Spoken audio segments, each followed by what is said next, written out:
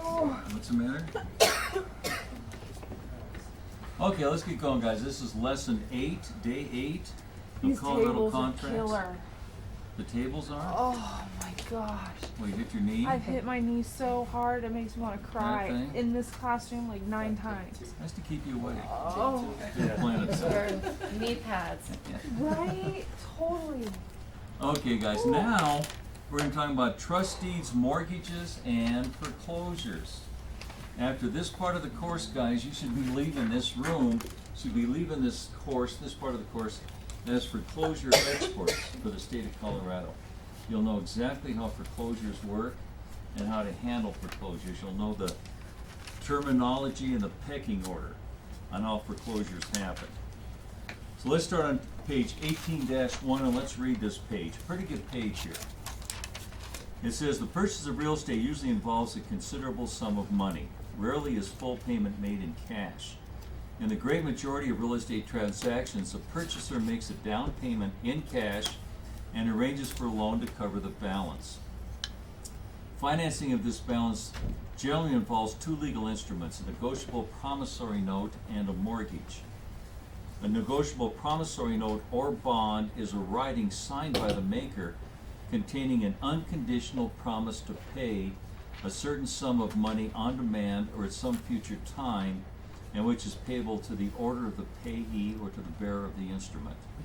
A promissory note creates a debt for which the maker is personally liable.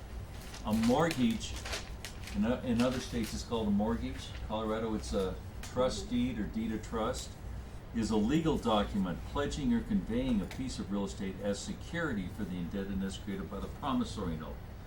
The promissory note is the evidence of the debt. The promissory note is the money. The mortgage or deed of trust is the property. It's the security for the debt. In early English law, the mortgage was simply a deed conveying the property from one borrower to the lender. It contained a clause that defeated the conveyance when the borrower paid the debt on time. That's called what?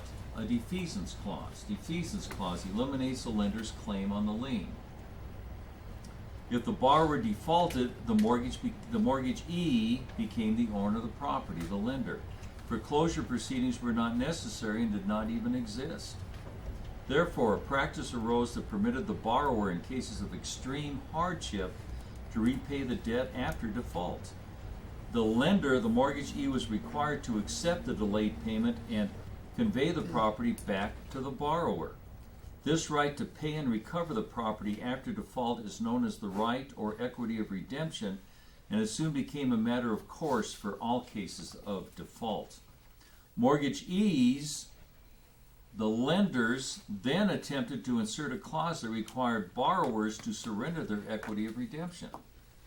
However, common law courts held this clause void, stating that because the needy borrowers were in no position to protect themselves, the courts would not let the lender take advantage of them. This left the lender in a somewhat difficult position of owning the land upon default, but not being certain whether or not the mortgage or the borrower would redeem it. A new practice emerged to remedy this situation. Upon lender default and filing a petition with the court, a judge would decree that the borrower had only a certain amount of time, typically 6 months or a year, to redeem the property.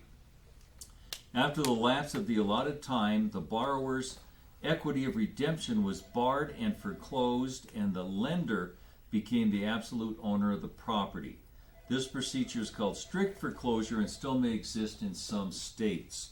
Under strict foreclosure, the lender becomes the owner of the property that may be worth many times the amount due, especially if the borrower had repaid most of the debt.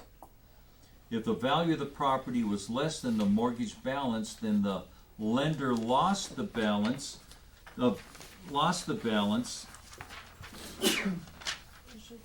due because under common law the lender had no personal right to reconvey against the property, to recover against the property.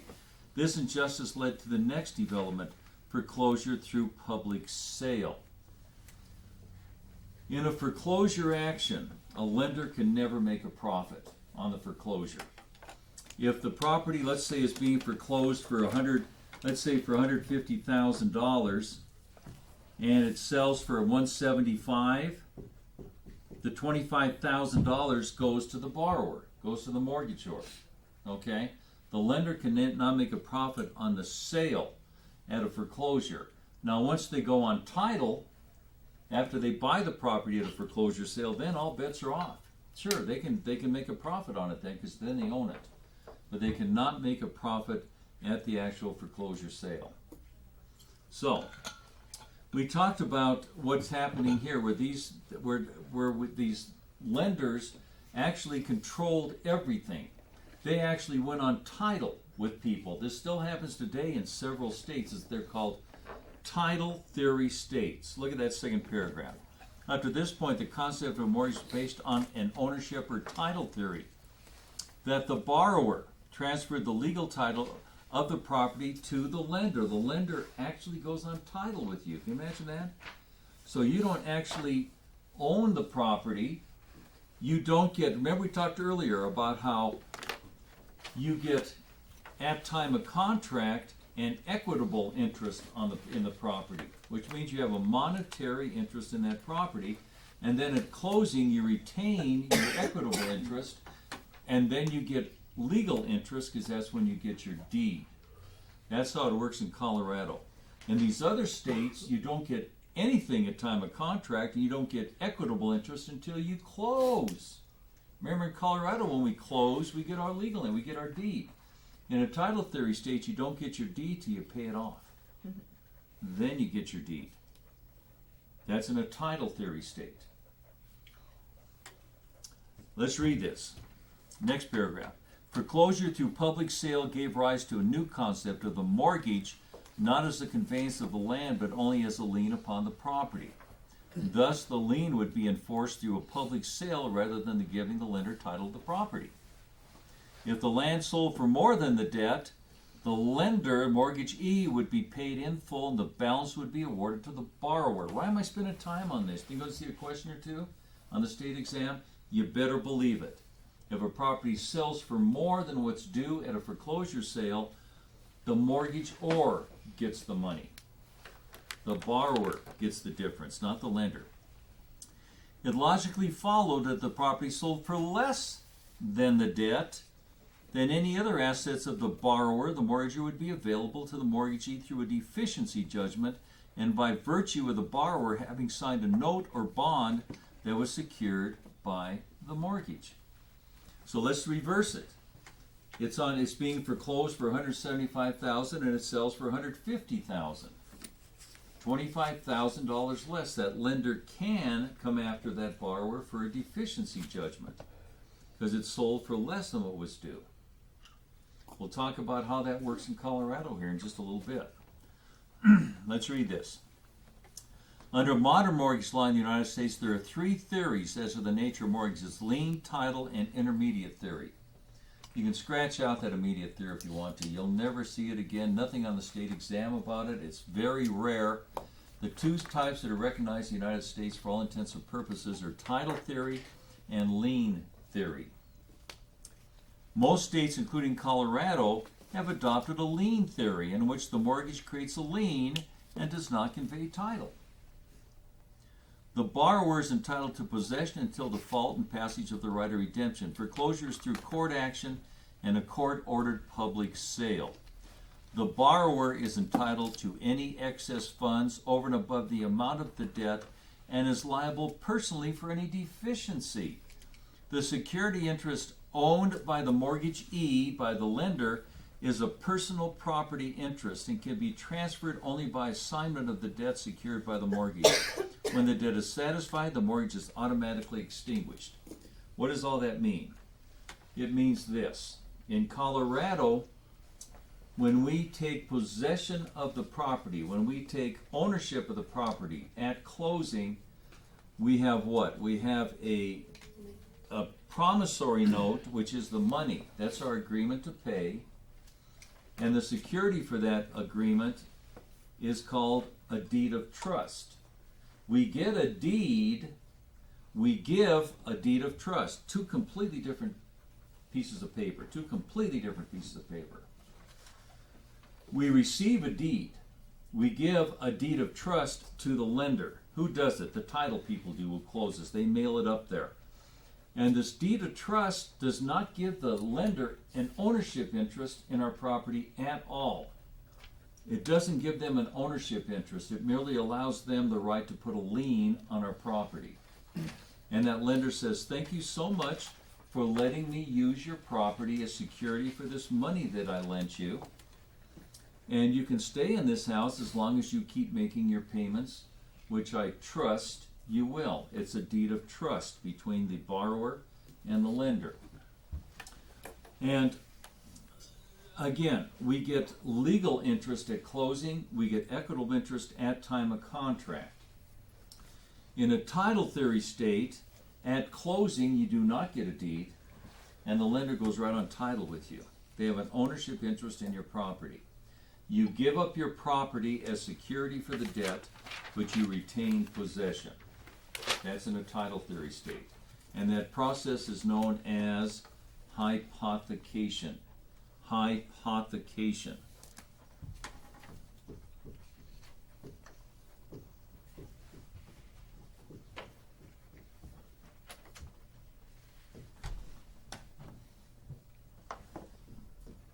Hypothecation. Hypothecation.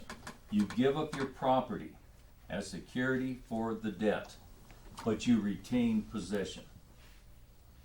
You give up your property as security for the debt, but you retain possession. Hypothecation. On the state exam, you're going to have one question on hypothecation, and you'll never hear that word again the rest of your life. But remember it for that one crazy question on the state exam. Hypothecation. You give up your property as security for the debt, but you retain possession. Hypothecation. Now, let's talk about how foreclosure used to work. It all changed in 2008. Before 2008, a lot of the things are the same. For instance, property is defined the same. In a foreclosure situation, there's two types of property. There's agricultural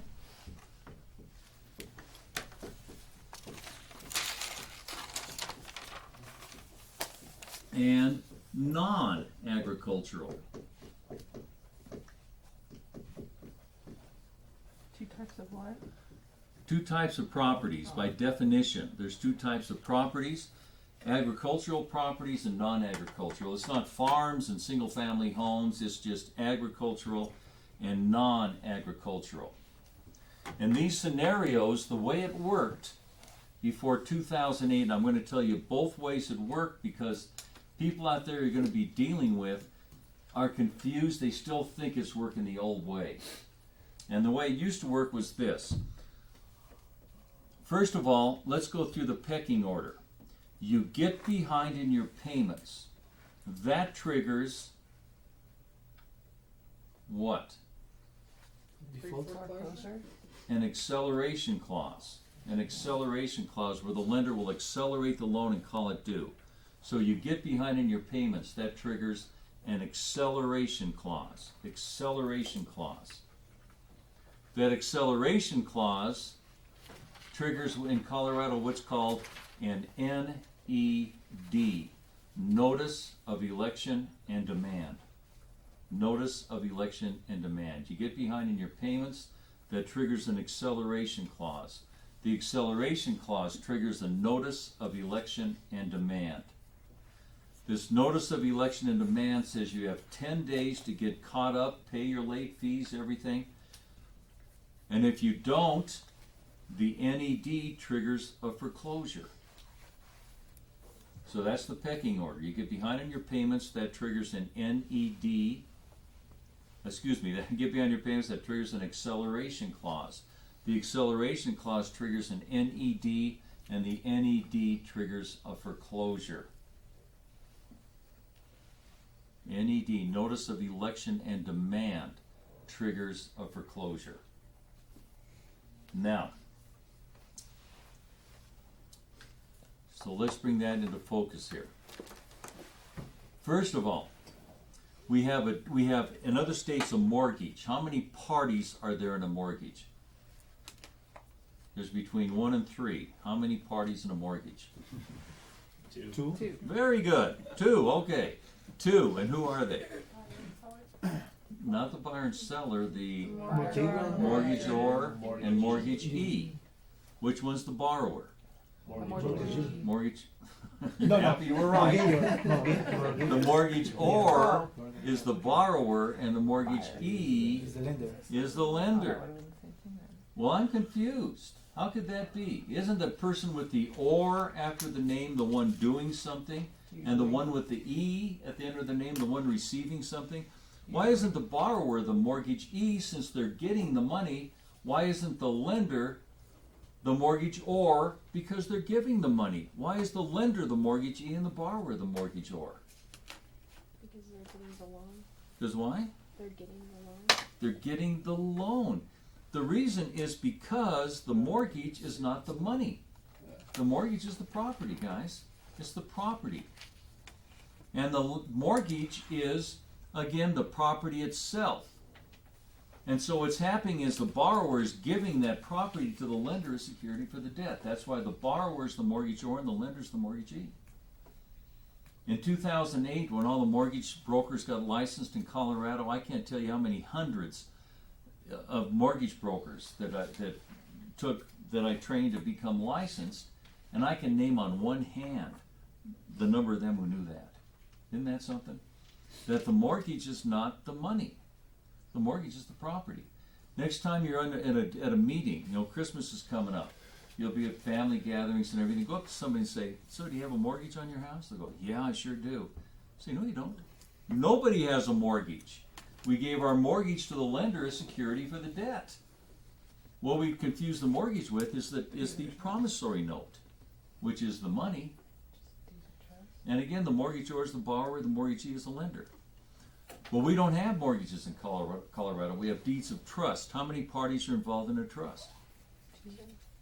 Between 2 and 4. How many parties in a trust? 3. Okay, good. Beneficiary. And who are they in Colorado? We have 3 parties to our deed of trust. We have the one who starts it, which is the trustor, and then with the trustee is actually a public trustee.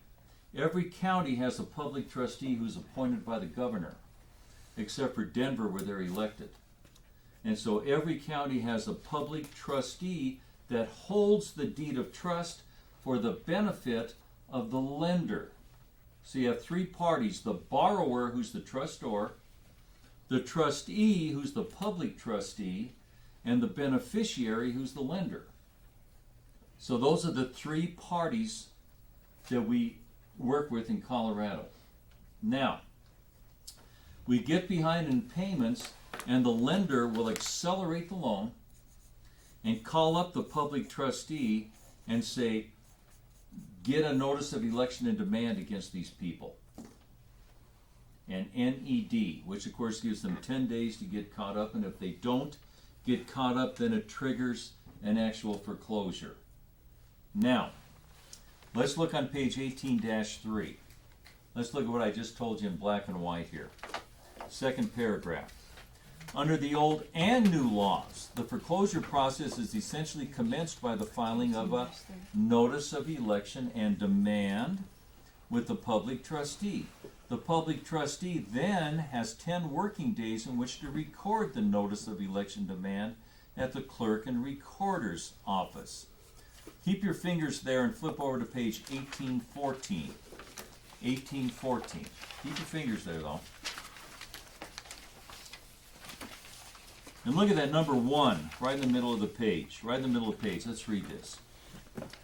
No later than 10 business days following the receipt of the notice of election and demand, the public trustee shall review the documents filed pursuant to the state statute and, if the filing is complete, cause the notice to be recorded in the office of the clerk and recorder of the county where the property described in the notice is located. The public trustees shall retain in the public trustees' records a printed or electronic copy of the notice of election and demand, and and the combined notice as published pursuant to the sections of the state statute.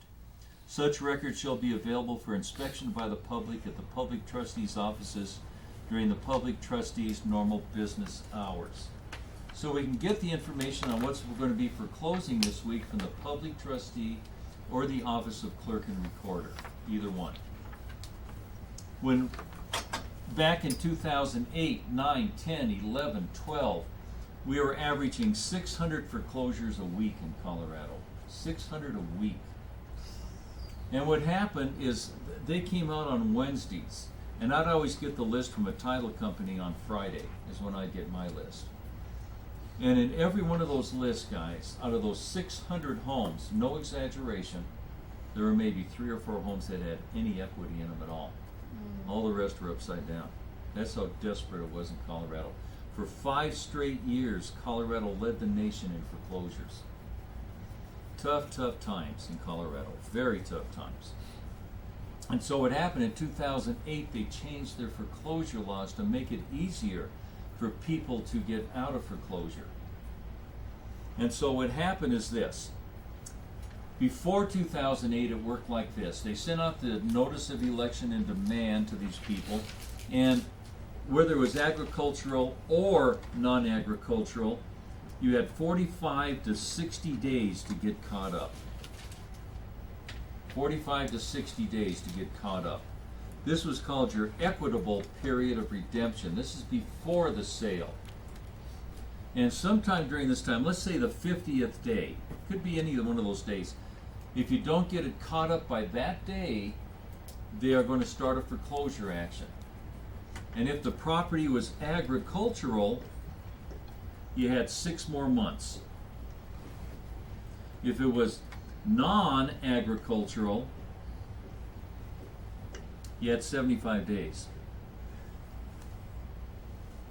So that's how it used to work. But the problem was, during this equitable period, you paid the late fees, your penalties, your attorney's fees. Foreclosures are always front-loaded. They're front-loaded with attorney's fees. You pay all your back and interest payments, everything. And if you did that, then you're all caught up and you just start over again. But if you end up in this part, the 6 months and 75 days, that was known as your statutory period of redemption after the sale. During this time, you had to pay off everything. If I can't redeem here, how the heck am I going to redeem here? Or I have to pay off everything. Get a new loan. I've got late payments and everything else. That's why I'm in foreclosure. And I probably have late payments with the association and all my other bills too, right? So it was just like once you got started in this process, you just slipped right into foreclosure. Nothing you could do. So that's how it used to work. The way it works now is like this. The way it works now is that once the notice of election and demand goes out and foreclosure is initiated, agricultural properties have between 215 and 230 days, about the same number of days, but it's all equitable period before the sale. You just pay your late fees and get caught up. Still tough to do, but it's doable. And sometime between here and here, they're going to sell the property. So they'll sell the property on the 222nd day, let's say, whatever. Well, now there's no more statutory period. You have to get out of the house at that point. You have no choice. You're down the road. You have to get out of the house. Non-agricultural properties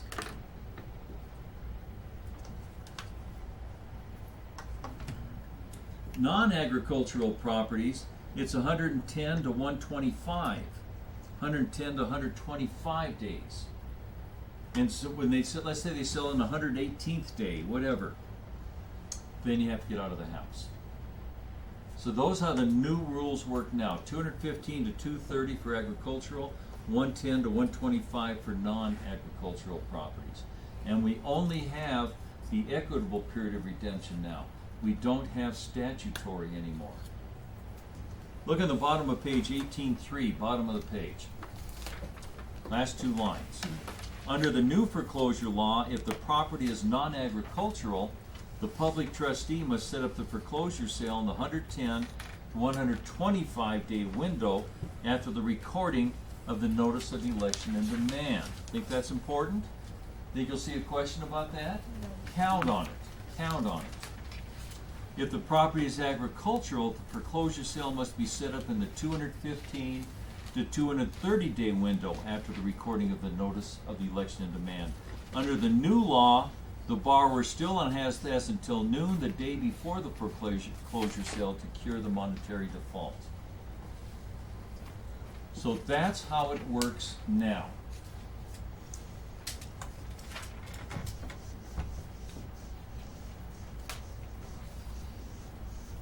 Let's say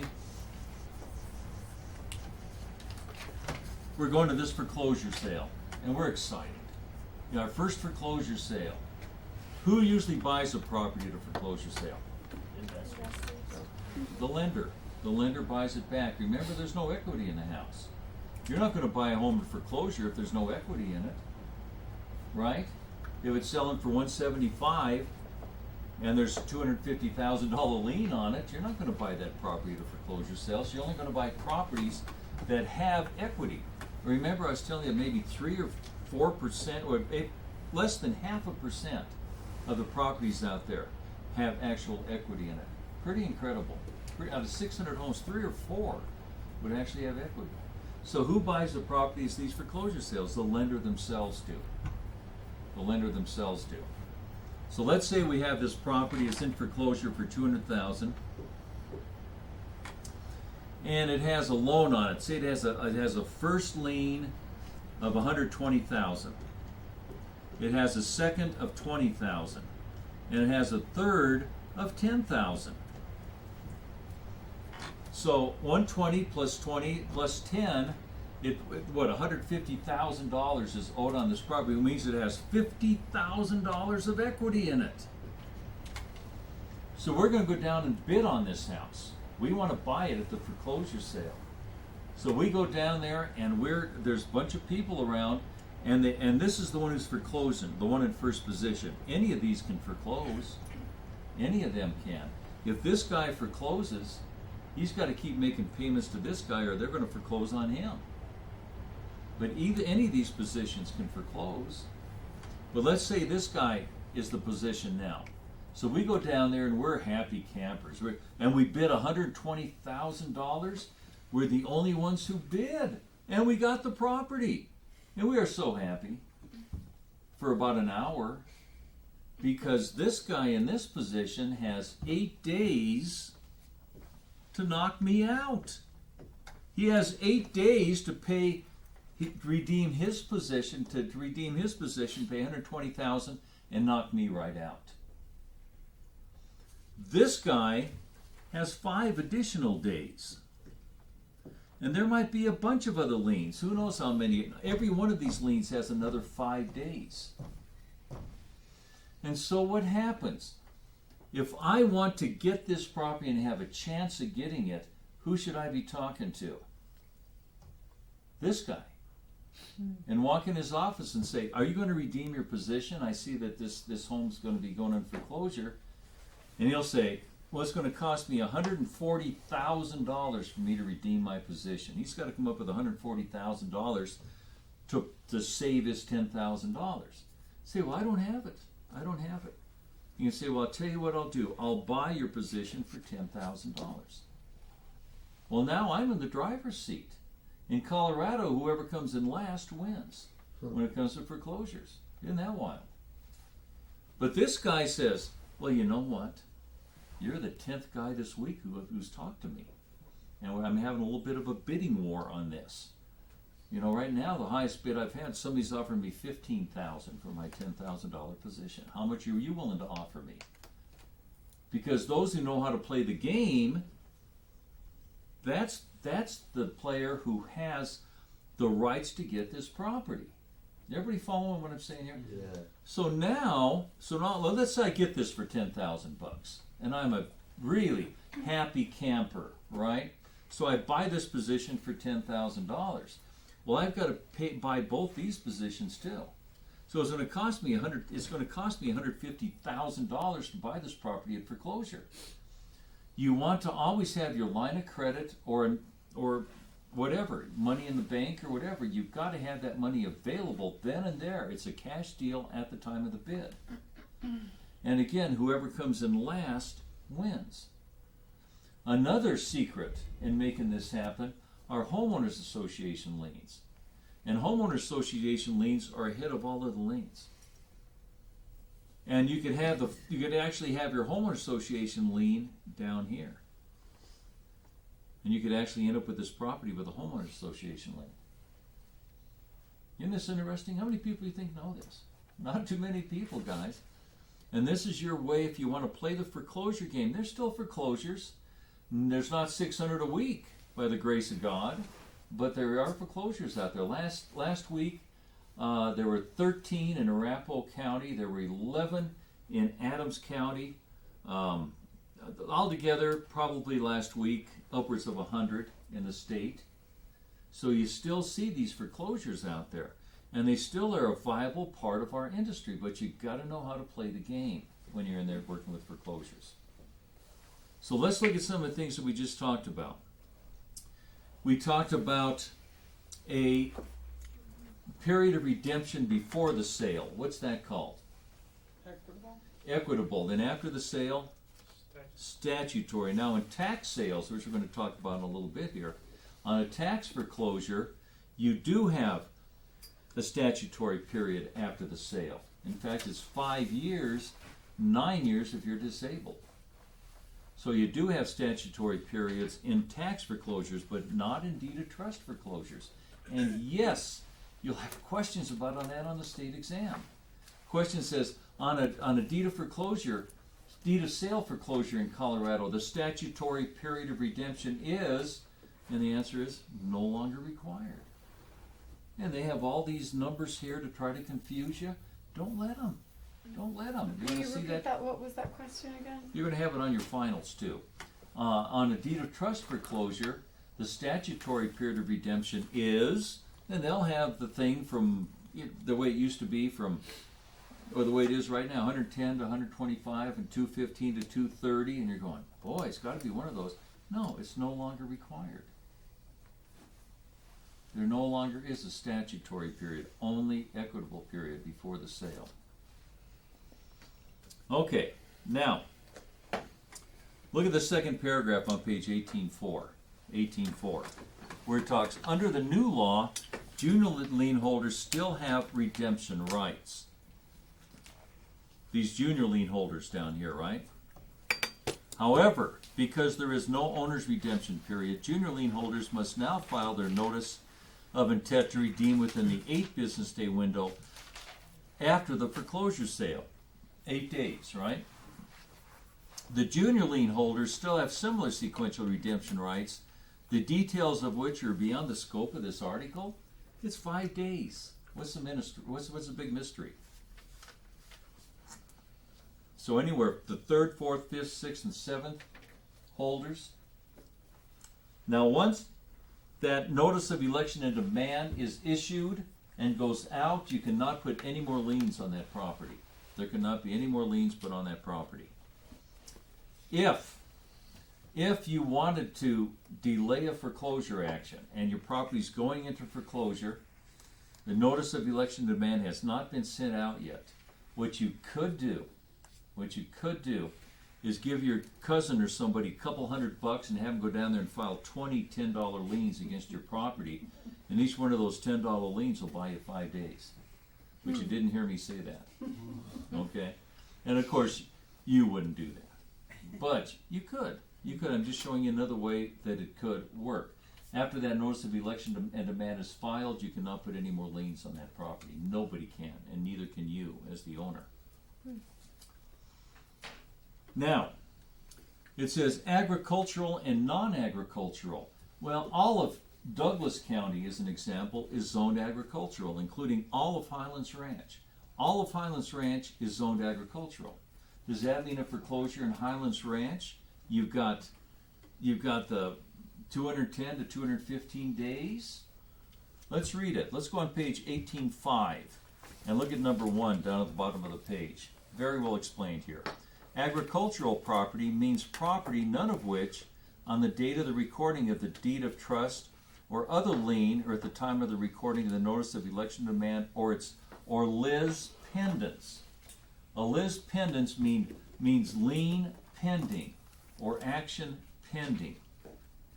In every state but Colorado, whenever a lender starts a foreclosing procedure against a property, they will file a lis pendens, telling everybody that there's an action pending on this property. There's a lien pending on this property.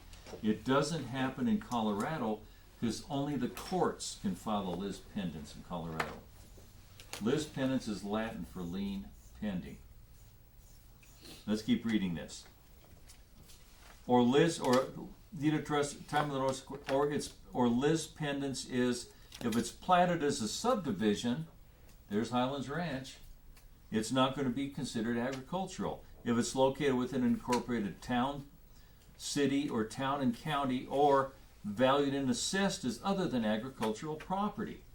And of course, all of Highlands Ranch is assessed and taxed as residential property, not as non-agricultural. So that answers it. So everything in Highlands Ranch would be considered what? Non-agricultural, right? There's only two types of property when it comes to foreclosure: agricultural and non-agricultural. Remember that too. Let's go to page 18.6 and look at number 5.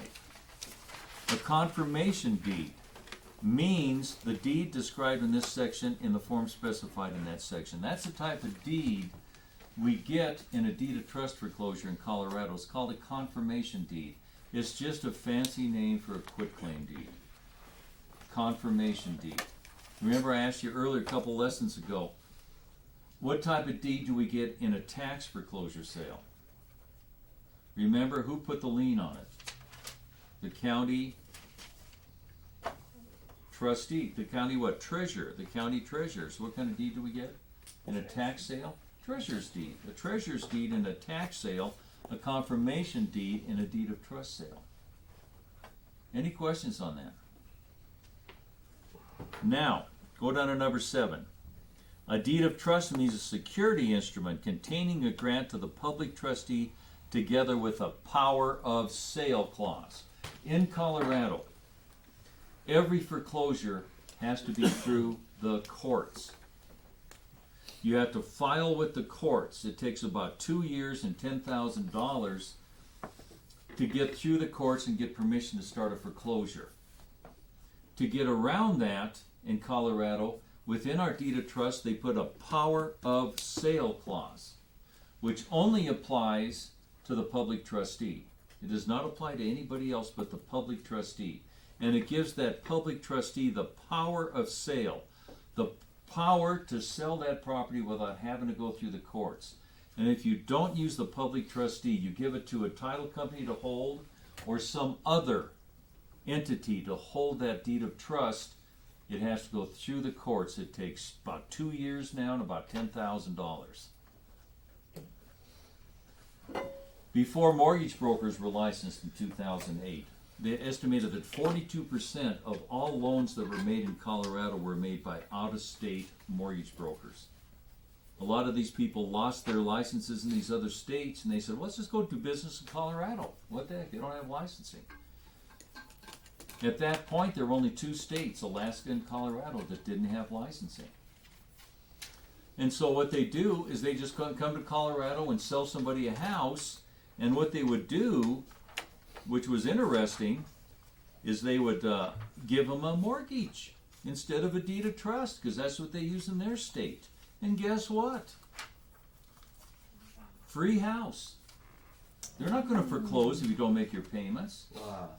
There are hundreds of people still, maybe thousands, I don't know if it's still thousands, but hundreds of people in Colorado who have a free house and don't even know it.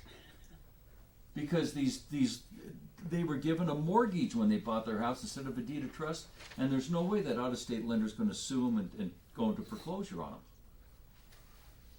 And nobody knows this. They don't know that they have a free house. Kind of wild, isn't it? because of this power of sale clause, it has to be withheld by that public trustee. If it's held by anybody else, the foreclosure has to be judicial. You're going to see that question on the state exam, sure as can be. And you're going to see it several different ways. And you're going to have on the state exam a couple different ways too. You'll be ready for it. You'll nail it. It has to be held by that public trustee. They've got the power of sale clause. Look at number 8. Or how about number 7 down here? Deed of trust means a security instrument containing a grant to the public trustee together with a power of sale. There it is. Number 8. Evidence of debt means a writing that evidences a promise to pay or a right to the payment of a monetary obligation, such as a promissory note, bond, negotiable instrument, a loan, credit, or similar agreement, or a monetary judgment entered by a court of competent jurisdiction. Any type of promissory note is an evidence of a debt. It's the evidence of the debt. It's the money. It represents the money. Remember, a mortgage or deed of trust represents the property, not the money. The mortgage is not the money. The mortgage is the property, and we gave the mortgage to the lender, didn't we? Except in Colorado, we don't even use mortgages, we use deeds of trust. So when you go up to your family member or friend and say, so do you have a mortgage? They say, yes, I do. And you say, no, you don't. What you have is a promissory note. The mortgage is actually the property itself, and you gave that as security for the debt. Nobody has a mortgage. Nobody does. The mortgage is a security for the debt, and you gave that to the lender. Isn't that interesting? How many people do you think know that? Think you're going to look pretty cool when you start talking to people about that, guys? Because people love talking about real estate. And everybody thinks they know something about real estate. You guys really do. You're going to be looking good out there. Ways to start talking about real estate. Talking about deeds is a wonderful way to start talking about real estate, different types of deeds. Talking about how payments work. Let's keep going. Page 18.7. How about number 11 up here? A junior lien means a deed of trust or other lien or encumbrance. What's an encumbrance again? Anything that limits our use, title, interest, or value. Anything that limits our use, title, interest, or value. A junior lien means a deed of trust or other lien or encumbrance upon the property for which the amount due and owing thereunder is subordinate to the deed of trust or other lien being foreclosed. Second mortgages are subordinate to first mortgages, right? Make sense? Second mortgages are subordinate to first mortgages. Some second mortgages have a subordination agreement where they agree to stay subordinate to any first mortgage. Some of them don't. Where somebody goes out and gets a first mortgage on their property, that second mortgage would move up in its position, and that first mortgage would become subordinate to that second. Even though that first mortgage is for $150,000 and that second's for $5,000, it would still be in a superior position because it didn't have a subordination clause. But that's what subordination means. It's subordinate to a senior lien. And number 12, a junior lienor means a person who is a beneficiary, holder, or grantee of a junior lien. And a lienor includes without limitation the holder of a certificate of purchase. This is the certificate you get on the day you get your winning bid. On the day you get your winning bid, you don't get a title to the property that day, you get a certificate of purchase. Highlight that, guys. Highlight. In other states, it's called a certificate of sale. In Colorado, it's called a certificate of purchase. And whether it's a deed of trust foreclosure or a tax foreclosure, either one, it's called a certificate of purchase. And then we have a lis pendens again. Let's read this. Means a lis pendens in accordance with the sections of the state statute that is recorded with the clerk and recorder of the county where the property or any portion thereof is located, and that refers to a judicial action in which one of the claims is for foreclosure. It has to be judicially done. The courts have to do it. That's why we just don't see Liz pendants in Colorado to speak of. Number 16, bottom of the page, notice of election and demand means a notice of election and demand for sale related to a public trustee foreclosure under this article. Who's the one who sends the notice of election and demand? Public trustee. Public trustee, very good. Who tells them to do it? Trust. The lender. The beneficiary tells the trustee to do it against the trustor. Trustor, trustee, beneficiary. There's always three parties in a trust. Number 17, officer means the public trustee or sheriff conducting a foreclosure under this article. In other states, it's called a sheriff's sale because it's through a mortgage, and the sheriff is the actual one who conducts the sale. In Colorado, it's called a trustee sale because it's the public trustee that conducts the sale.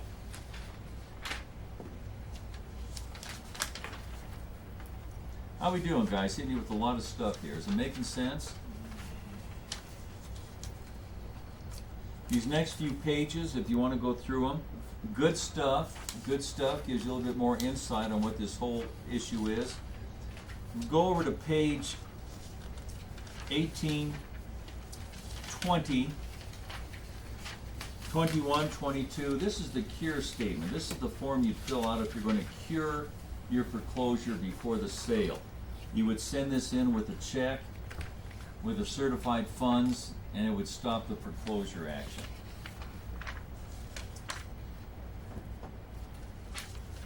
Let's go to page 18, 24, 25, 26.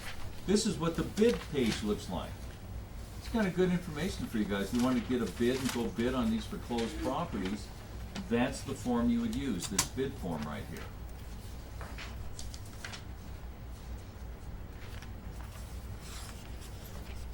Look on page 1827, middle of the page, below the middle we have acknowledged and recorded for the protection. Remember, deeds of trust and mortgages and all other instruments affecting real property should be, what's acknowledged mean? Notarized. Notarized and recorded for the protection of the holder. Remember, we don't have to record our deeds. But we record our deeds to do what? What does recording our deed do? It gives what? What kind of notice? Good. Gives constructive notice of our ownership interest. It means that nobody on the planet can say that they don't know I own this property. That's what constructive notice is. I do that by recording. There's another way I can give constructive notice. Take possession. Take possession. Why isn't it required that we record our deeds? Isn't that when the title transfers? Isn't when we record it?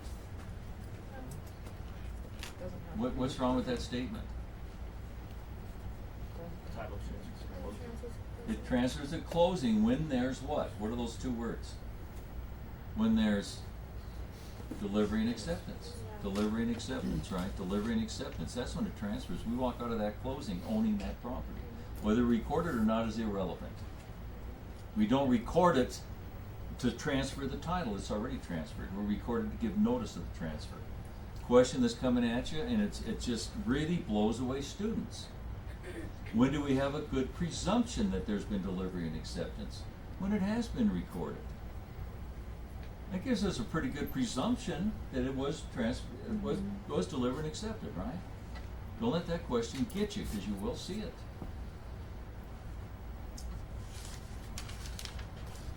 Okay. Let's look over on page 1828, and these are the elements of a deed of trust or a mortgage, either one. And again, same thing as a contract, same thing as a lease. And pretty much you know one of them, you know them all. A couple little changes, but not many. We have to have a date, which is just a date. It doesn't have to be the date the contract kicks in. It's a reference point. We have the parties. Consideration, something of value. Consideration, something of value. If I give a piece of property to my daughter, let's say, I give one of my properties to my daughter, can I just transfer it over to her and just go record it? I have to receive something of equal value. And what I'll do is I'll transfer it to her for love and affection. Okay? Love and affection, and you should have a monetary figure there also. For love and affection plus $10, something like that. And if you have that monetary amount too, that makes a difference. Something that you can put your hands on, something you can see. Love and affection you really can't see. Okay? I think I told you the story about that one ex-student who called me. She was living with her girlfriend in this condominium, and her girlfriend deeded the condominium over to her. And then about a year later, they had a lover's quarrel and they broke up. And what happened is then she deeded the property to her mother. And so the girlfriend called me up and said, "What do I do?" You know, she gave it to the mother. And I said, "Did the mother?" I said, "Did you record the deed when she gave it?" She said, "No, I didn't record it." I said, "Did the mother record it?" She said, "Yeah." I said, "Did you have a monetary amount there?" There has to be a return. There has to be something of equal value coming back to that person. The only time that doesn't happen is in a will. And she said, no, I didn't give her anything. She just deeded it to me. I said, "Boy, I tell you, it's going to be an uphill climb for her to get, even though she got it a year or two before this happened. She never did record it. And of course, it's going to be a tough thing to prove. Remember, but she did have possession of the property, so taking possession could have been the same thing. But I tell you what, I told her, I said, "Give me a call and let me know what happens on this," and she never did. So, but I'm sure she had a real uphill battle trying to prove this. So again, whenever you transfer properties, again, you have to give something of equal value. And in my mind, I'm giving my daughter a $400,000 house. Is her love and affection worth $400,000 to me? That's my call, and nobody else's, right? And then we have to have words of conveyance. We have to show an intent to convey. An intent to convey. A legal description. We hang our hat on the legal description, not the address, because you can change your addresses, you can't change a legal description. Then you have conditions in a deed of trust or covenants in a mortgage. And then we have method of sale in case of default. We have to have exceptions as to prior liens, and signature of the trustor and mortgagor. The trustor or the mortgagor. Remember, only the trustor signs the deed. Why didn't I say the seller? Why did I say trustor? They might not be selling it. They might be giving it away. But whether they give it away or sell it, they're always the trustor, or to be more accurate, the grantor. The grantor, whether it's a mortgage or deed of trust, the grantor is the one who signs it. The grantee does not sign the deed or the deed of trust. There's not even a place for them to sign. They merely what? Accept it. And how do we have evidence that they accepted it? They record it. The recording gives us a good presumption of delivery and acceptance. See how that ties in? Don't let that question get you. And then again, acknowledgement, bottom of the page, a notary. And what does a notary do? It says that I am who I say I am, and I gave my signature voluntarily. Nobody forced me.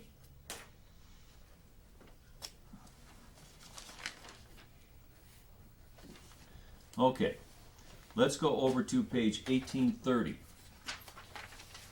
Talking about limits on interest rate increases, promissory notes, second mortgage, deeds of trust. Let's really nail this home. Let's get it where you can talk very intelligently about all of these issues here. Second paragraph on top of page 1830. The state statute limits interest rate increases on an assumption to 1% per annum per year above the existing interest rate on the indebtedness for trustees executed on or after July 1st, 1975.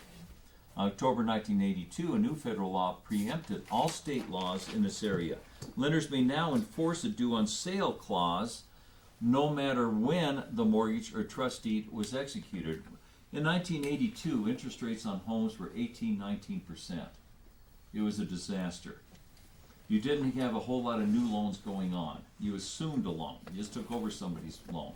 You paid $46 and just started making payments on it. Lenders need not necessarily have a due on sale provision in their trust deeds or mortgages.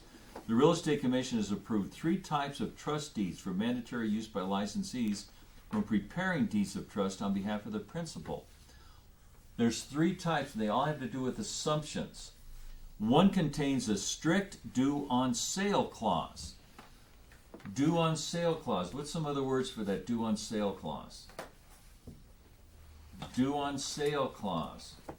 Transfer clause. Alienation clause. Alienation clause. Those are 3 different words for a due on sale clause. What type of loan would have an alienation clause? Conventional, FHA, or VA, which one would have an alienation clause? Conventional loan. Conventional loans are not assumable, remember? That's what an alienation clause does. It says it's not assumable. If I alienate myself from this property, the lender's going to call it in. It's not assumable. Conventional loans are typically not assumable. FHA and VA are both always assumable. They never have an alienation clause. So again, one type of deed of trust contains a strict due on sale clause, alienation clause, due on sale clause, transfer clause, all means the same thing. The second contains a modified due on sale clause, which makes the loan assumable if the purchaser is creditworthy. I can assume this loan, but I have to qualify. Then the last one, the third type, is no due on sale clause. It's fully assumable. We haven't done those since 1990. So there's only really 2 that come into play now. And those are those first 2. The one with the due on sale clause, and the other one is with the clause where you can assume this, but you have to qualify. It's a qualifying assumption. A qualifying assumption. And we're going to start seeing more and more of those as the interest rates go up, and these 3.5% and 4% loans are still out there. And then we have the promissory note. Promissory note. In the real estate finance process, the principal promissory note or bond is the evidence of the debt for which the mortgage or deed of trust is the security. Remember, the mortgage and deed of trust are not the money, it's the property. This note is an unconditional promise in writing signed by the maker agreeing to pay on demand or at some future time a certain sum of money to the payee or bearer. A promissory note creates a personal liability on the part of the maker. In the event of a default, if the security is insufficient to cover the indebtedness, the holder of the note may obtain a deficiency judgment. Highlight that. We'll talk about that in a minute. For the balance due and proceed against all of the property and assets of the debtor. Remember, we had that example an hour ago or so where this property, let's say they owed $175,000 on it and they sold it for $150,000. Well, that's a $25,000 deficiency judgment that the lender could go after the borrower for. But they don't. They don't in Colorado because it has to be judicial. You have to go through the courts in order to get this deficiency judgment. It costs about $10,000 and 2 years in court to get this deficiency judgment. So lenders typically don't come after the borrowers for a deficiency judgment. Now, let's bring that to another level though. Let's bring that to another level. Would the deficiency judgment apply on a short sale? I love it when you're ahead of me, Bobby. I'm just going to get to that in just a minute. That means you're paying attention. I love it. The difference between a foreclosure and a short sale. Sometimes you're better off just telling people get a foreclosure and forget the short sale. What's a short sale? That's where the property is selling for less than what's owed on it. A short sale. 4 or 5 years ago, short sales were the market. They were the market in Denver. Because virtually every property was upside down. And that was the market, short sales. You don't see short sales much anymore. Well, what if this happened where I had a $25,000, where it sold for $25,000 less than was owed on it? The lender didn't come after me. But what happened is that's a $25,000 reduction in debt, and it's taxable. Long-term capital gains. Now, George Bush put a moratorium on that. And that moratorium comes and goes and comes and goes. And what happens is that on this particular issue, like a buddy of mine, he bought this property for $250,000. No, he bought it for $400,000, sold it, and went through foreclosure for $250,000. And the government came after him for $150,000 long-term capital gains tax. It was 14%. Obama raised it to 20%. On $150,000, that's $30,000. You didn't have it, you know, and that's an IRS lien. You can't bankrupt that. So I mean, scary stuff when you're talking to people about foreclosures and short sales. Same thing with a short sale. This property, I owe $175,000. I sell it for $50,000, and the lenders agree to take $150,000 for it, and they even agree not to come after you for the difference. And they can actually have 6 years to come after you. And most of them have another clause in there that says they can override that provision, should they decide to. And many of these people who had these short sales, all of a sudden the lenders are coming after them for that difference. And this is after they paid that difference, and they paid taxes on that difference in long-term capital gains tax. There's no free lunch out there, guys. There's all these other things that you have to be aware of when you're out there dealing with these short sales and foreclosures. These lenders aren't stupid. You know, they're not loaning their own money, they're loaning other people's money. That's why they have to be so responsible, or at least in theory, be responsible for the money they're loaning. Making sure they're doing what they should be doing. When we talk about the lending part of this course, I spend the first hour and a half in lending talking about things like the Federal Reserve. We talk about all the different ways lending happens in this country before we even get into lending and how it works today. So it's real important that you're able to talk intelligently about money. Yeah. How does apply the chapter 7 over there? Chapter 7, you're talking about it. See, there's different types of bankruptcies. Chapter 13, Chapter 7, and a Chapter 11 bankruptcy. There's nothing on the state exam about bankruptcies at all. And there's, again, you can't bankrupt IRS debt. If they come after you for an IRS for tax debt, you can't bankrupt that. So they will come after you. You didn't want to hear that, I bet. No. But I think that in one of the questions is like there's a question about like chapter 7, and that's why I'm asking. Yeah, there's a, like I say, that the chapter 7 is the type of bankruptcy, and there's no direct questions about bankruptcies on the state exam at all. There's some types of things like a 1031 exchange, which is where you're actually deferring taxes until your last exchange. And the main thing about 1031 exchanges is it's for like kind of property, real estate for real estate. And that's the question you have in the state exam about 1031 exchanges, and that's all you're going to have, is that one question about that. 1031 exchanges is for like kind properties. And we'll get to that. Let's go down to the bottom of page 1830. You guys find this interesting today? Yeah. Pretty cool stuff, isn't it? You know, it's not overwhelmingly hitting you with all this stuff. It kind of flows. At least it should.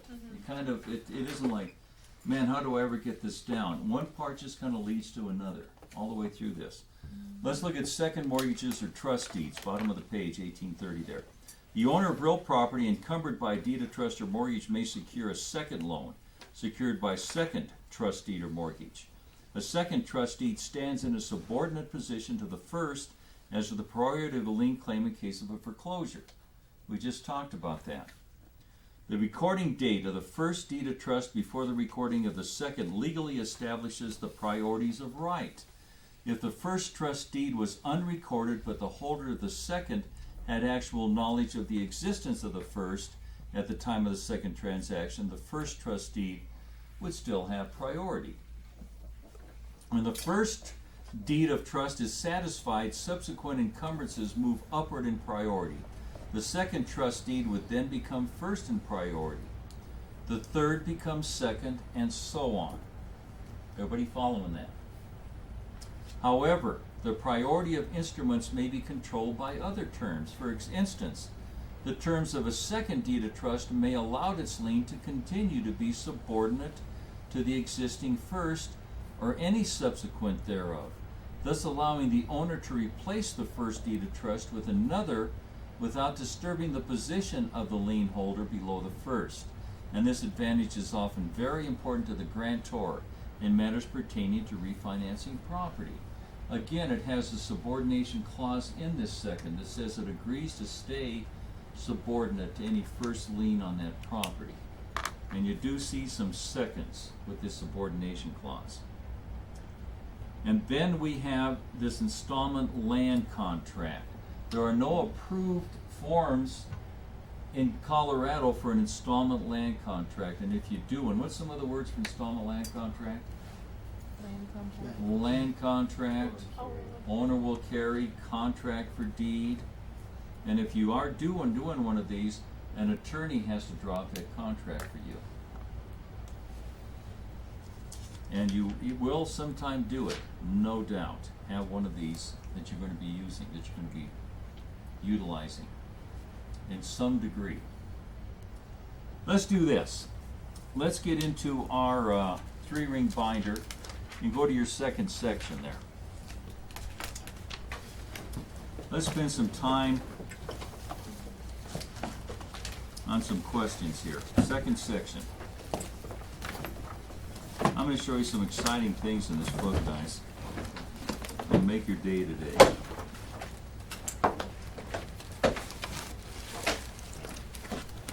Your second section, Test Prep Colorado.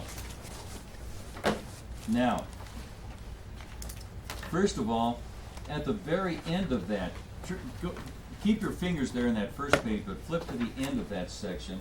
You have a 125 question test at the end. 125 question test at the end of that section.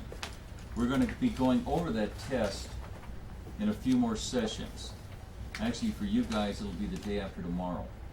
So you have 2 nights to get that test done, okay? At 125 questions. And if you've already done it, those of you who've taken this class second time around, I'll be glad to get you a blank set too, so you can take it again. But get that done over the next couple nights, okay? That's what we're going to do in a full session. Now, also, right before that 125 questions, look at those sections right before that. What you have there are 4 74-question databases. This is the database for the state exam. The questions for the Colorado portion of the state exam are in that database. The questions for the state exam are in that database. I'm not going to give you a certificate saying you completed this course until you answer all of these questions. The answers are right after each section there.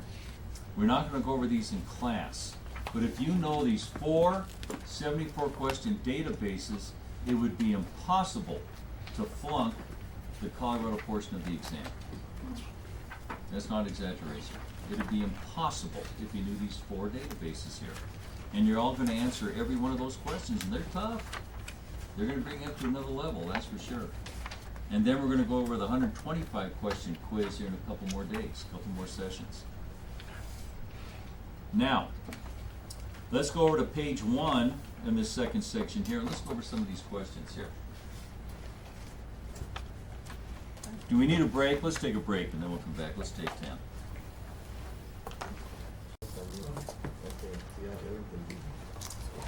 Let's go with test 1, number 1. According to Colorado brokerage relationship, all the following are true except a buyer agent's agreement must be in writing. That's true. An agent's agreement with the seller must be in writing. That's true. All brokers will be deemed to be sub-agents to the seller. There is no more sub-agency. So that's it right there. And the transaction brokerage relationship may be created without written contract. That's true. So see one that's not true. And remember, if you want to hide something in a contract, you don't put it in big print. You don't put it in little print at the bottom. Everybody reads that. You put it in big print right in the middle of the contract. Big bold print. People say, well, they're not hiding anything here, and you tend to skim right over it. And so that's what they do with these words, these excepts. All the following are true except, which of the following is not true. So read it like that. According to Colorado Brokerage Relationship, all the following are true except the E word. We're looking for the exception. Don't let them get you. What was that? The answer was. The answer is C on 1. Number 2, a broker represents a seller in selling an option in real estate. And if you're selling options in real estate, there's options. You can sell stock options where you need a securities license. But a broker represents a seller in selling an option in real estate, of course, requires a real estate broker's license. We used to have options quite a bit when the interest rates were much higher. Number 3, all Colorado real estate licenses expire on D, every 3 years on your anniversary date. Yeah. On your sheet, the answer sheet, it says A. Does it? Yeah. Tell me about that later. I swear those answers change themselves on their own back there sometimes. I don't know. But anyway, no, it's every 3 years on the anniversary date. A broker who may substitute the 24-hour mandatory continuing education requirements by D. passing the Colorado portion of the state exam. Yeah, you don't have to take a continue ed if you want to do that every 4 years, 3 years. An agreement to amend and extend a sales contract can be used to, if it's for a sales contract, it's probably to change a closing date. It's to amend something in the contract or extend out the dates. Amend, extend. That's why it's called that. So C. Number 6, an employing broker is required to do which of the following for a newly qualified broker? D. Dog, provide an appropriate level of supervision. Right. And number 7, all the following are related or regulated by license law except what's not regulated? Remember the first day of this course? Ethics. They don't regulate ethics. Right. Number 8, Colorado license law requires errors and omissions insurance for legal entities as follows. If I have a guy working for me, it's my company and I have someone working for me, he needs errors and omissions, I need errors and omissions, and the company needs an errors and omissions policy also. So the answer to that one is C. The corporation or limited LLC liability company and the broker applying for the license. And if I have another, like I say, so if I'm and if I have someone working for me, I need one for him, so I'll have 3. Now, if you're an independent broker, a one-person shop, you don't have to have 2 policies. You only have to have the one. Number 9, if you are an associate broker, you must C. be at least 18. Don't need a high school diploma, but you have to be 18. The buyer or seller cannot be required to pay the title company. Title companies do not prepare documents. You have to be licensed to do that. What they do is they just get them ready for us. And so expect to see this one again. They don't charge us fees for document prep. That's what we say, they're preparing our documents, but they're really not. We give them the documents and they just copy them. 11, all real estate licenses due for renewal expire. D-Dog, 3 years from your initial licensing date. Yeah. An employing broker can delegate a supervisory function to. This is the one where someone has to have at least 2 years experience. And I told you on the state exam they like to say 11 years. If you have 11 years, you definitely have 2 years, don't you? Yes. So it's kind of hidden below the belt a little Roman bit, numeral. but yeah. Right. It could be a Roman numeral, it could be. A licensee with 11 years experience. Oh, jeez. Expect to see that one again. They like that one. How about number 1? The manager of a homeowner association must do the following, except you don't have to have a $50,000 fidelity insurance. Number 2, how much of his own money is a broker permitted to deposit and retain in his trust account? C. C. C, enough to maintain the account. You have to have some of your own money in there. A broker collects rental for 6 single-family homes under a management agreement and also receives an earnest money deposit on sales. How many accounts does he have to have? 1. 2. So it should be 2. Should be 2. I know on the back it says 1. It's actually 2. You need one for your 4. practice and then another one for the 6 units that you're managing. You're the property manager, your regular practice, plus the 6 that you're managing. Remember, If you have 7 or more, you have to have a separate escrow account for every type of escrow. So I'm confused because the question says he's collecting rent, not. For 6 single-family homes Not under management agreement, deposits. and also receives an earnest money deposit on sales. So wouldn't just the earnest money go in a trust account? And it should be actually collects rental for 6 single-family homes under management agreement, and also receives an earnest money deposit on sales. And he does. He receives rental on 6 units because he's a property manager. Okay, so he needs 1 escrow account for that. If you have 6 units or less, you can just have 1 escrow account and dump all the escrows into that. Then I'm also selling homes. I'm also receiving earnest money deposits as a real estate broker. I only need 1 escrow account for that too, and I could have 1,000 properties in that one. Nobody cares. But on a property management, it's 7 or more. You have to have a separate one for every type. So this question is correct the way it reads. In Colorado, so the answer again is C. In Colorado, a buyer's agent has all the following duties except D. To comply only with the requirements of the brokerage relationship law. No, there's other things she has to do besides that. Number 5, which of the following need not be an escrow if received by a broker? Advertising costs. Yeah, you don't have to have advertising costs in escrow. Just other people's money, right? Number 6, Colorado subdivision registration requirements do not apply. It's for single-family homes and camping sites. This is the one 20 or more units. It's only for condos, co-ops, and timeshares. Told you a story about that one RV lot I was going to develop, and they said we don't need it for camping sites. And I said, that's what a camping site is. I never really knew. So camping sites. Errors and omissions insurance requirements include annual proof that you have it. Yes. Number 8, in which of the following would you not find an entire record of the broker's trust account transaction? You would find it in all the ledgers, you'd find it in the journals, you'd find it in all reconciled bank statements, you wouldn't find it in the settlement statement. And another one of the state exam they love is where would you find it in all of the records in chronological order, and that's the journal. The journal. When we get to trust accounts, we'll cover that again. Number 9, if a broker does not receive a commission in a real estate transaction, the broker, B-boy, can never receive a fee from a title company no matter what. Number 10, at what stage must a broker disclose the fact that he or she is a licensed broker when buying or selling their own property? B, at the time of the contract. We don't have to disclose it until then.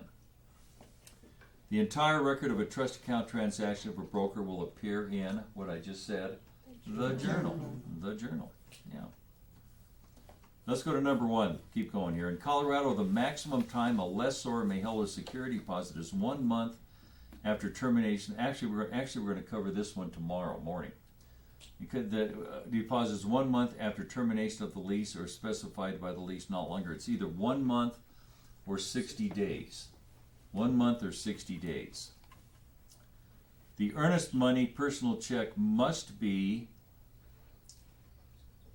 and this is B, deposited in the broker's trust account 3 business days after receiving notice of acceptance.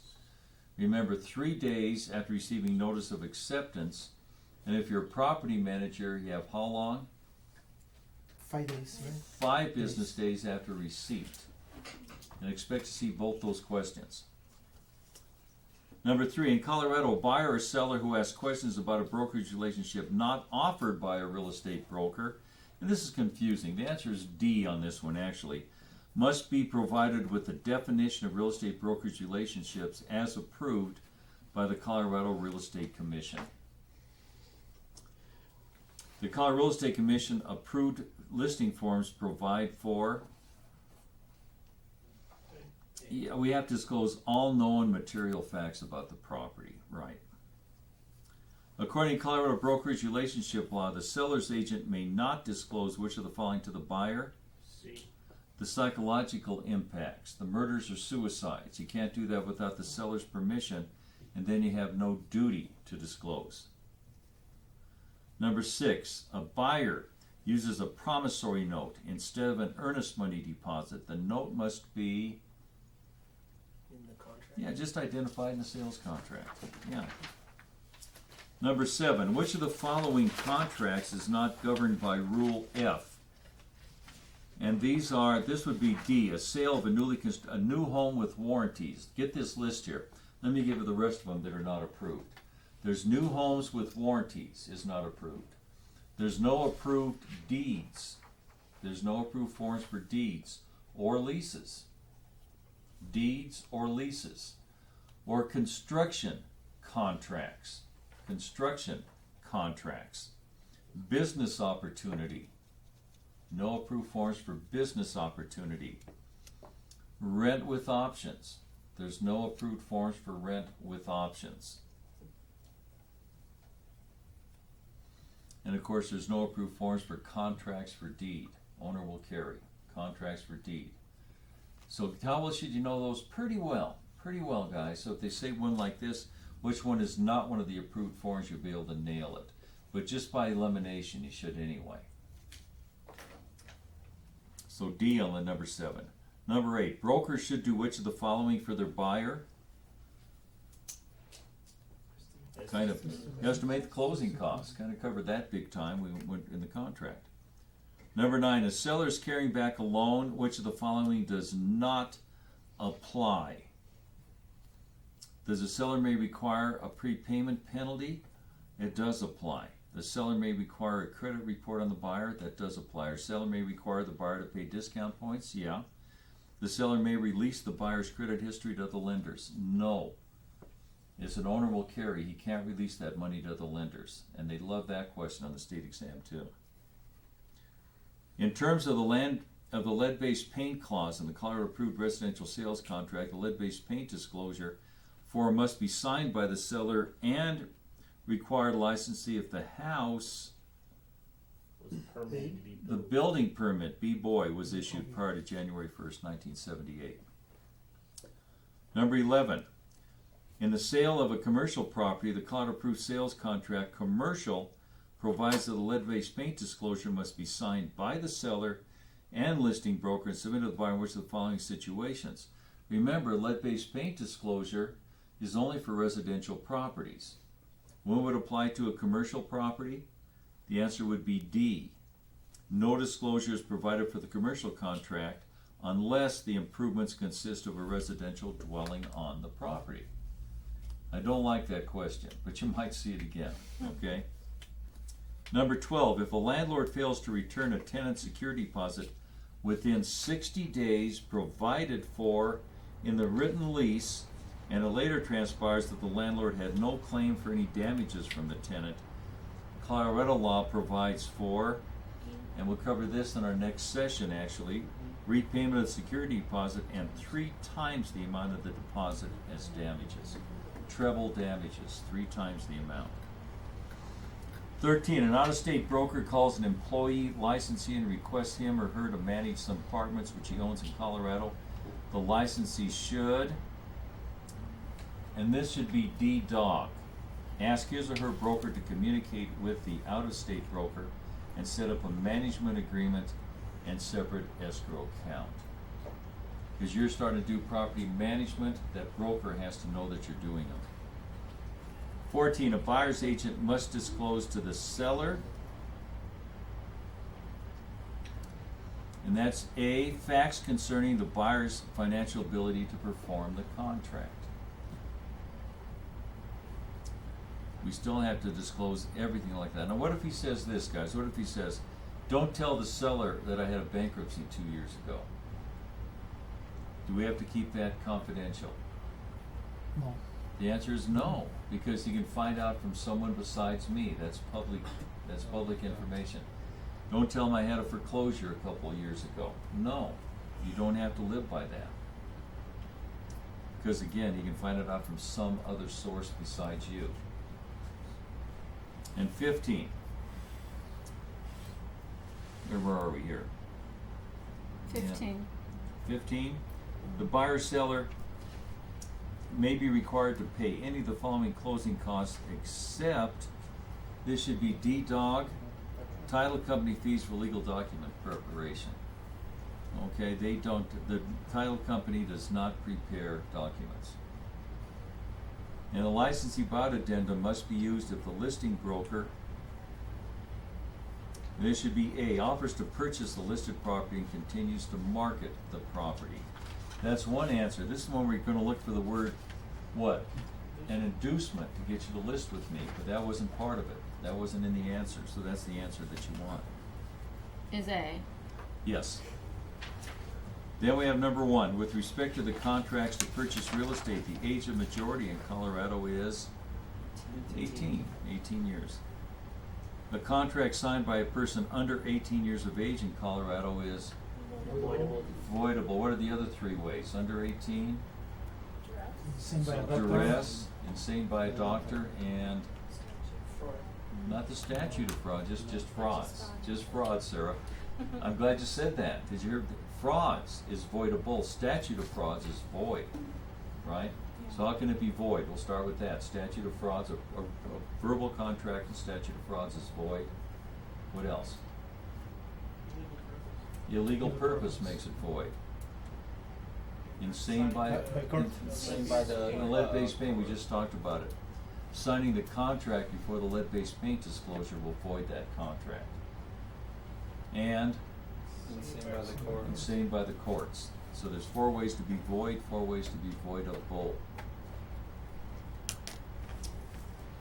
Okay. Where the heck are we? 4-3. 4-3. Which of the following is not true of the Colorado Real Estate Commission standard approved exclusive right to sell contract buyer agency? Which is not true? Almost too easy. Letter C, it allows the broker to represent the seller as well as the buyer. No, it doesn't. 4, brokers using computer-generated real estate contract forms must ensure that they expect to see this when they exactly produce the standard language. C, trust account balances are not shown on C. the bank statement. Right. An office policy manual is required to regulate which of the following? The main purpose of an office policy manual is to show how we're working with the public. So it would be to what? To agency relationships. B-boy. Which of the following statements is true?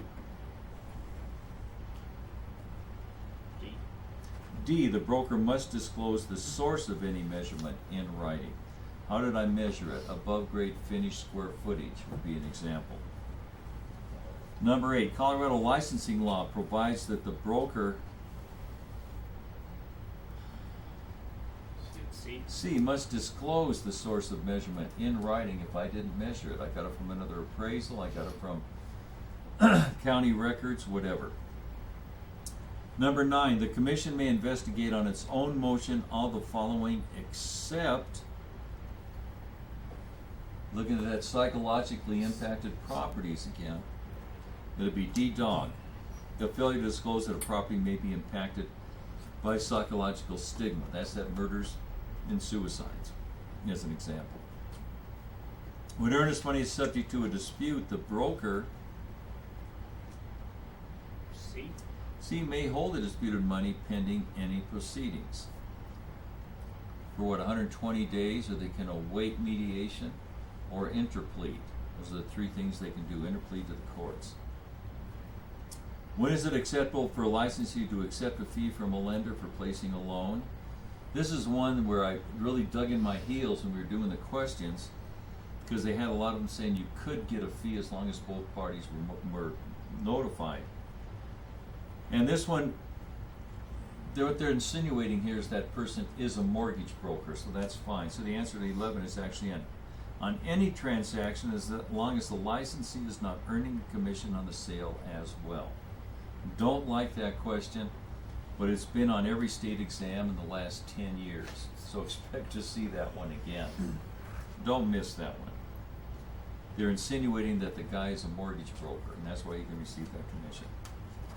When advertising is a franchise for a large national real estate group, the broker must include B-boy, the broker's name as licensed in Colorado. What's the main purpose of Rule F? to help us comply with Rule E, which is Conway Bow. C. Let's keep going. 5.1. Unless expressly reserved in the instrument of conveyance, all except which of the following are included with the title to land in Colorado? B. Yeah, tributary water rights have to have their own separate deed. They have their own separate legal description. Number 2, for income tax purposes, the cash balances for a broker's account are maintained. Cash balances are maintained on the, this is in the escrow account. It has to be on cash basis accounting. Cash basis accounting, not accrual. We'll cover that a couple more times before you're through. 3, when a developer wishes to proceed with the sale of a residential timeshare development of 40 units, the development must be registered with A. Colorado Real Estate Commission, condos, timeshares, and co-ops. A broker representing a buyer must disclose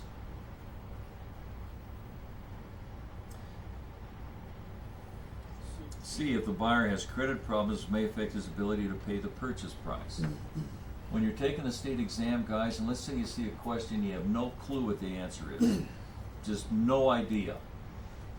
The Pick longest answer. Yeah, first of all, pick the one with the longest answer.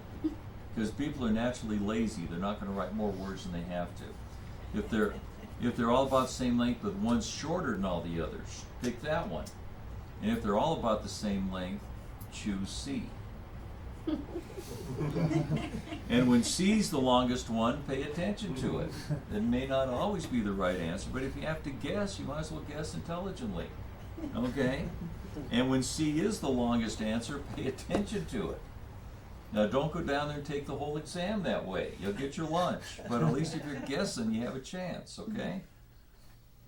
How about 5? The developer of a condo conversion into 20 residential units must, condos, co-ops, and timeshares, they have to register with the Real Estate Commission. Number 6, the Colorado Real Estate Commission's listing forms provide for A, the broker disclose any adverse material facts about the property. Yeah. Number 7, unlicensed personal assistants, they can do everything we can do except fill out contracts and negotiate. So they can A, write checks from our escrow account if we authorize them to do it.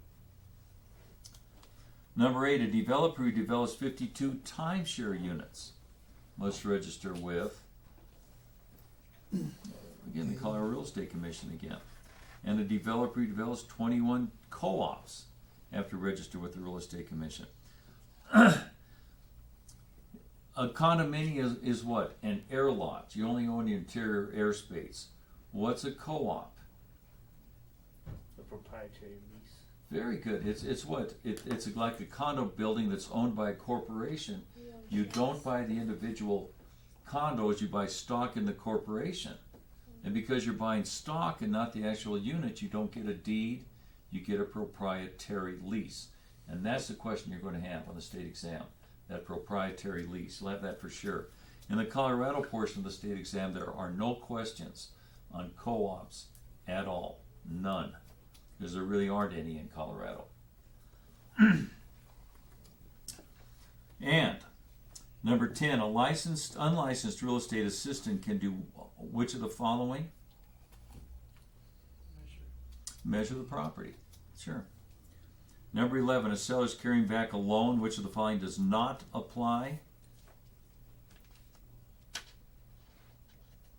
Can I release their credit history to other lenders? No. So C. A licensee does not measure the property. Which of the following is correct? The licensee, we cannot provide measurements from a source known to be unreliable, like county records, but that's what you're going to use, guys. I'm sorry, but you will. Whoever you go to work for will expect you to use county records. So, 11, a change in the status of disclosure must be given to, change that to buyer.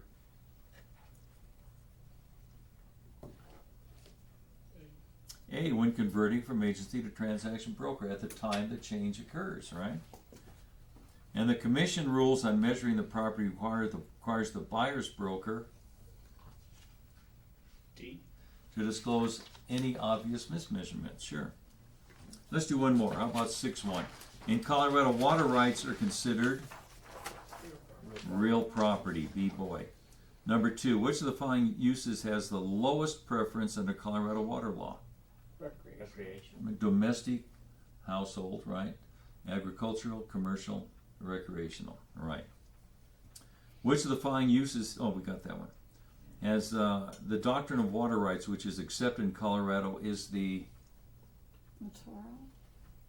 B. B. the Prior. doctrine of prior appropriation, which means first in time is first in right. First in time is first in right. The first one to use it as the senior use. Number 4, changing the prior appropriation water rights from a lesser agricultural use to a higher residential use may be accomplished by Condemnation. condemnation. In Colorado, a person who wants to drill a well on a non-tributary watershed should seek permission from, and they got this squared away in the state exam. It doesn't look this weird anymore because A and C are both correct. They got rid of the Water Commission. The state engineer is the answer to this. That's where everybody can get their water permit from the state, well permit from the state engineer. Number 6, under Colorado water law, a parcel of land larger than 35 acres entitles the owner to, remember that Senate Bill 35, you have to have at least 35 acres to get a well permit, but you're not guaranteed a well permit. You're what? It entitles the owner to C, only such rights that are purchased by the owner. Number 7, money in trust which becomes due to a broker must be withdrawn promptly. I don't like this question. They like it on the state exam. Let's say I'm making $15,000 on this deal. I'm the broker and $5,000 is in the escrow account. So I tell the title company, just give me a check for $10,000. I'll get the other $5,000 out of the escrow account. Well, at closing, when they hand me that check, all of a sudden I've got $5,000 of my own money in the escrow account, which is commingling. I've got to get it out of there promptly. And nobody does that. It's a stupid question, but you might see it again. So I have to get it out of there promptly. If you just remember that word promptly, you see it on the state exam, you'll nail it, okay? That's the only time that word promptly appears anywhere on that exam. How about 8? An amount due at a closing for lending purposes cannot be paid by Cash. cash. Yeah, that's not considered good funds. To attend a closing and sign documents on behalf of a seller, you must have power of attorney, which creates an attorney in fact. A broker's office policy is to offer seller's agency only. If a buyer asks about buyer agency, the broker, they like this one on the state exam. And the answer is A, must give written definitions to the buyer of all brokerage relationships, even those that I don't offer. And they just like that question, and I wish they'd just get rid of it. It really is kind of a strange one. But anyway. 11, a seller's broker rebating a portion of her commission to a seller is, talked about this the other day, remember? I'm not in violation, I'm just discounting my fee, my commission, aren't I? So D-Dog, I'm not in violation of license law prohibiting sharing of commissions with an unlicensed person. Everybody understand why? I'm just dropping my fee.